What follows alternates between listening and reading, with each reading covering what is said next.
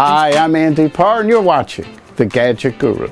In a previous segment, I told you about a modification that was just getting ready to get started with the folks at Marathon Coach in San Antonio, Florida, and it was called the Happy Jack Bunk. If you didn't see that segment, there's a link up here in the corner. Just click on it and you can come back and watch this one later. Now, here's what we set out to do. And first, let me set it up this way. You've seen this type of bunk configuration before. You have the drawers on the bottom, you have a lower, and you have an upper bunk. And it's somewhat comfortable for people who just want to sleep, but that's pretty much all you can do in there. You have just a couple of feet of headroom. Well, the goal here was to be able, at a press of a button, to convert this two-person bunk into a one-person luxury and comfortable compartment that's loaded with amenities. So how did it turn out? Well, stay tuned because I'm going to show you, and that starts right now on The Gadget Guru.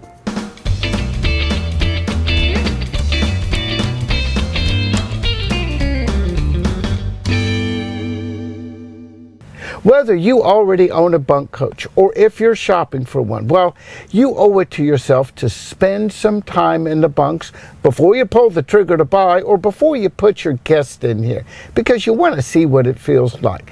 That's what I did, and that's how I came up with this modification, and I'm fortunate that Marathon saw my vision and worked with me all the way through to completion. As you can see, I'm in the lower bunk. Now I'm going to move up to the upper bunk, and this is the top bunk. It's just like the lower bunk, except taller. And again, it takes a little bit of exercise to be able to get up here. Now, as we're talking about the Happy Jack bunk, let me show you. Basically, there are two motors in here. There's one on the head and there's one on the foot. I want to say the capacity, and don't quote me on this, is about 1,500 pounds per side. So, yeah, it can hold just about any human being. It could probably hold a hippopotamus. Okay, now I'm going to come over here and I'm going to press this button. Bunk down. Now watch what happens.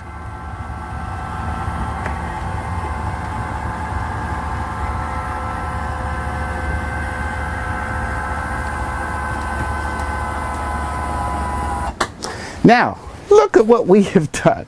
We have now turned this bunk into something that you can sit upright in. Now, I'm not a tall person. I'm 5'6", and I can barely touch the top of this. It gives you a lot of options. You can even take cushions like this. You can put them back here. You can now kick back, relax, and, you know, it's more like a compartment.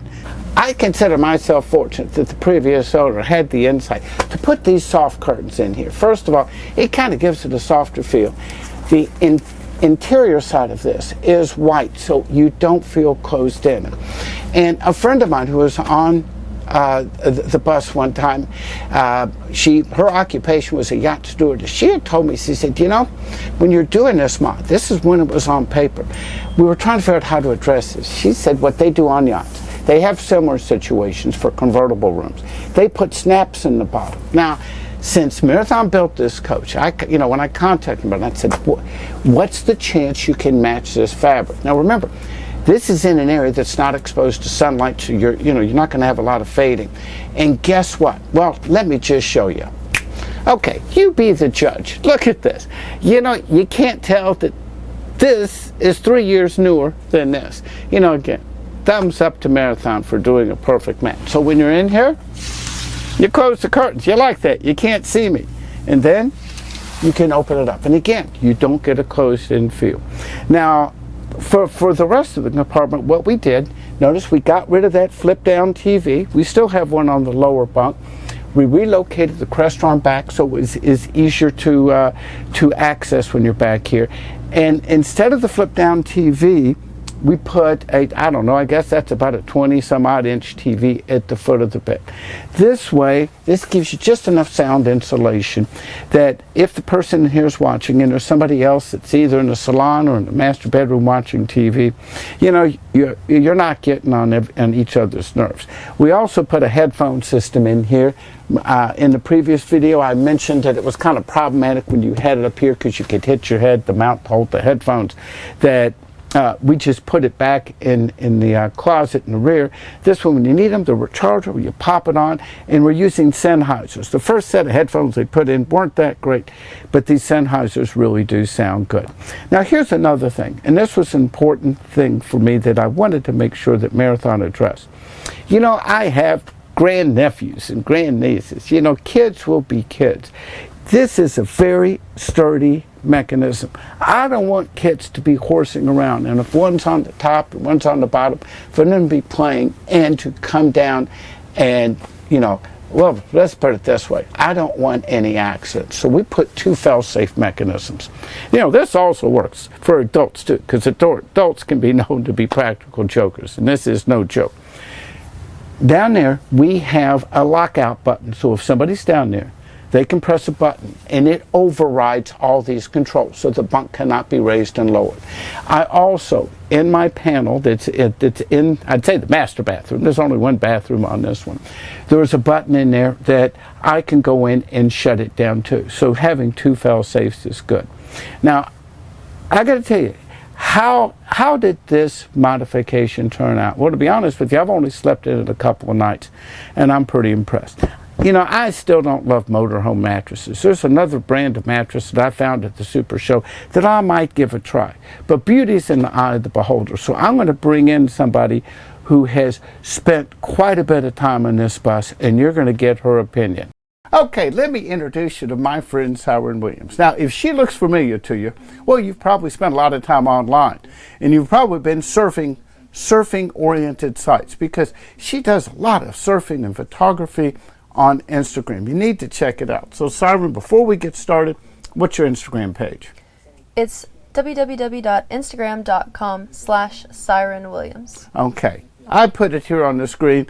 Do me a favor, after this video, go check it out. Now, the reason she's here, she travels with me quite a bit. And in fact, she has been on here, we were guesstimating, probably 10 to 15 nights before we did the bunk mod, and about the equal time afterwards.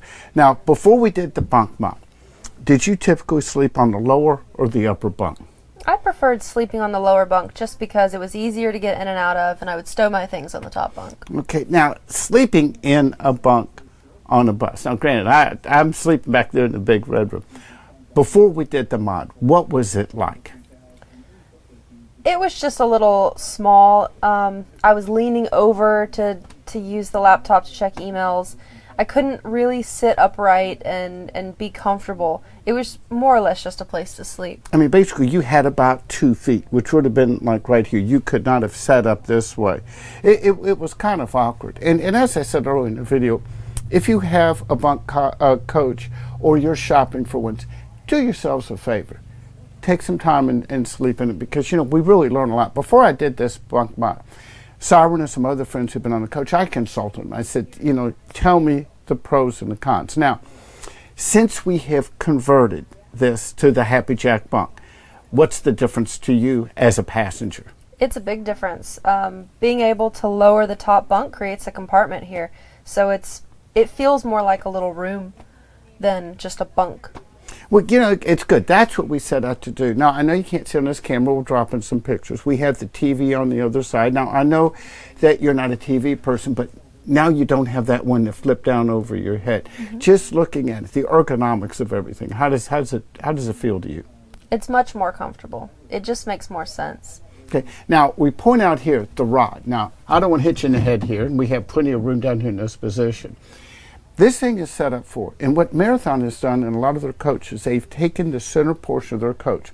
Sometimes they deliver this empty, and it can be used if you want to add a bunk, if you want to make this an ironing room, if you want to make this a closet, or if you know, whatever you want to do with it. It gives you a lot of versatility. What I like about having this bunk mod is that I really have the best of all worlds, because if there's 2 people on here, we can just bring it up here. I don't want you to hit your head here. We can just bring the bunk up and put it into a 2-person position. If there's 1 person, we bring it back down. Or if I'm traveling solo or nobody's using the bunk, we can bring it down and probably have the world's largest motorhome closet. Now, I noticed that, you know, when you're sleeping, what is your preferred height? Do you like to have it all the way down or up higher? I usually lower it down as far as I can get it to go. Okay. But I like to stow pillows and things like that down below from the other beds, so it's perfect and it's still easy to get into. Yeah, that's a real good point. In fact, I'm going to bring it up just a bit here. And now you still have well over a foot more than what you had in the previous configuration. Look down here. You have almost the same amount of height as you would have in some airline overhead storage beds. So whether you're storing pillows from the bed, we know that RV manufacturers love to put pillows on the bed, or luggage, it gives you a nice place here.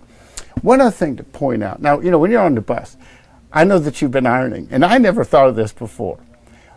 Tell us how you use this as an ironing board. You can put the little short ironing board just on the bunk and use it like that. But when it was up high, you were either going to do it really low or you were not going to do it this high. But when I lower the bunk, it creates a space that I can work with.